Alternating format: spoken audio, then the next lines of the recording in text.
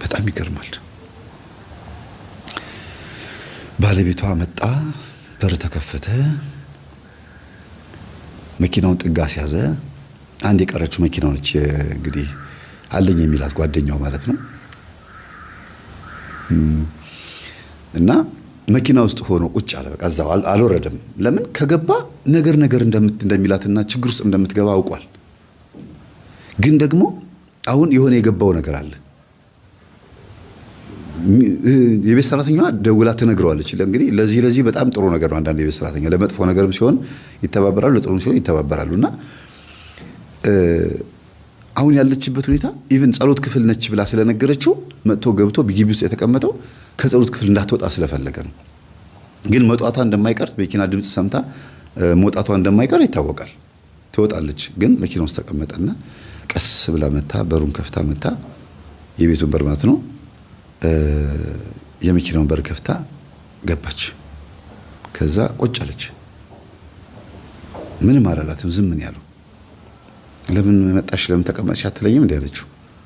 እሺ ለምን መጣሽ ለምን ተቀመጥሽ አላት። በቃ እንደምትፈልገው ጠየቃት። እስከ መቼ ድረስ ነው የኔ ባሪያና አሽከር ሆነህ የምትኖረው? መቼ ነው ባል የምትሆነው? መቼ ነው እንደ አባት እንዳባወራ የምትቆጣውና የምትመታኝ አለችው። እና ላለስሽ እንዲያውን ታለ ልበልሽ ጊዜ ደስ ይለኛል። እንዴት ነው ሞራሉ የተነካሰው አለ አይደለም? በጣም እንደተጎዳ ሰው እንደዛማ በዱላ ቢያልፍልኝ ደስ ይለኝ ነበር። ግን ልብህ በጣም ተጎድቷል። ጥለኸኝ ሁሉ መጠፋ የምትመነኩስ በቃ ብቻ አጠቃላይ ምን እንደምታደርገኝ አላውቅም። ብቻ ብን ብለህ የምትጠፋ ነው የሚመስለኝ የነበረው። ስትመጣ ልክ ክርስቶስ እንደመጣ ነው የምቆጥረው አለች። በተለይ በዚህ 3 ቀን ውስጥ ክላክስ አሰምተህ ስትገባ በፊት ባልመጣ ብዬ ምለው የነበረው አሁን ስትመጣ ምን ተገኘ አላት። ዞር ብሎ ምን ተገኘ ያውቃል እኮ ግን ምን ተገኘ ሲላት ጸሎት ክፍል ገብተን እናውራ ወይስ እዚህ እናውራ ወይስ ቤተክርስቲያን ሄደን እናውራ አለችው። ደስ ያለሽ ቦታ አላት። እና ውስጥ ተስፋ ቆርጧል። አሁን እንደዚህ ሆኜ አይተኸኝም፣ ለስለስ ብዬ እንኳን አይተኸኝም፣ ምንም ብርቅ አልሆነብህም አይደል አለችው። አይ በተወሰነ መልኩ የእግዚአብሔር ቃል በደንብ ስለገባኝ አንድ ቀን እንደሚያመጣሽ ስለማቅ ደስታዬን የምገልጠው በምን እንደሆነ ግራ ስለገባኝ ነው እንጂ አንዳንድ ነገሮች ምልክቶች አይቼብሻለሁ አላት።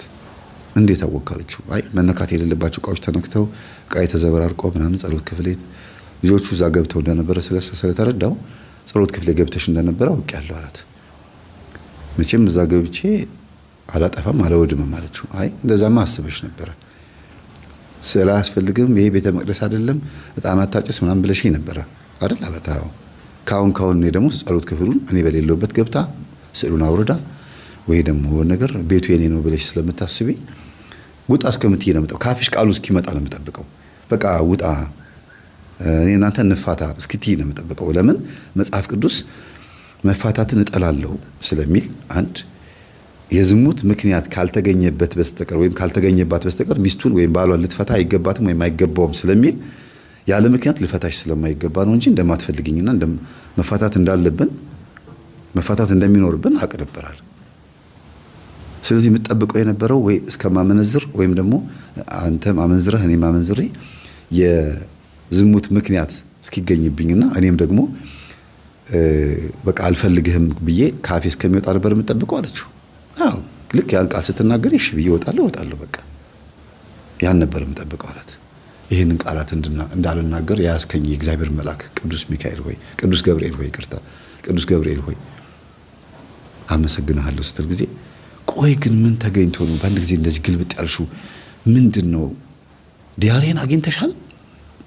ከላይ ሆኖ ነው ያገኘሁት፣ ዲያሪ ተቀምጦ ነው ያገኘሁትና አግኝተሻል አላት። አዎ አንብቤዋለሁ አለችው። ይቅርታ ሶሪ እኔ አንቺ እንድታነቢው አልፈልግም ነበር፣ የማይገኝ ቦታ ነበር ያስቀመጥኩት ስትለው የእግዚአብሔር መልአክ ቅዱስ ገብርኤል የልጄ እጅ ላይ አድሮ ዲያሪውን ገመዱን ሳበችው። ከዛ አነበብኩት። በእንባ ነው የጨረስኩት። ምን ሆኜ ነው ግን ለምንድነው ያላገዝከኝ? ለምንድነው ያልተባበርከኝ አለችው። እንዴ አላገዝኩሽም አልተባበርኩሽም ማለት እንዴ ለምንድነው እስር አርገ ወስደ ጸበል ያልነከርከኝ? ለምንድነው በቃ እንደ አባት እንዳባወራት ተቆጥተ በኃይል ምናምን ለምንድነው የሆነ በቃ ከበድ ያለ ነገር ያላደረግከው አለችው። እንዴ አንቺ ነሽ አርገን አላት። አዎ በዚህ ታምኛለሽ አላት። በቃ መሆን ነበረበት፣ እንደዛ መሆን ነበረበት። ሴት ልጅ ከልክ ስታልፍ እንደዚህ ቢያንስ አንዳንዴ እንደዚህ ያስፈልጋል አለችው። እስቲ ታምኑበታላችሁ? እውነት ነው። አንዳንዴ እንደዚህ ያስፈልጋል።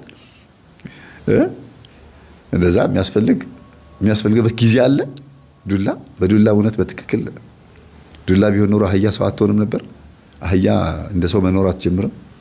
እስካሁን ስንት አይነት ፎቅ በሰራች ነበር። በዱላ ከሆነ መንገድ የምናሳያት አይምሮ በዱላ ቢሆን ኖሮ የሚሰራው ማለት ነው።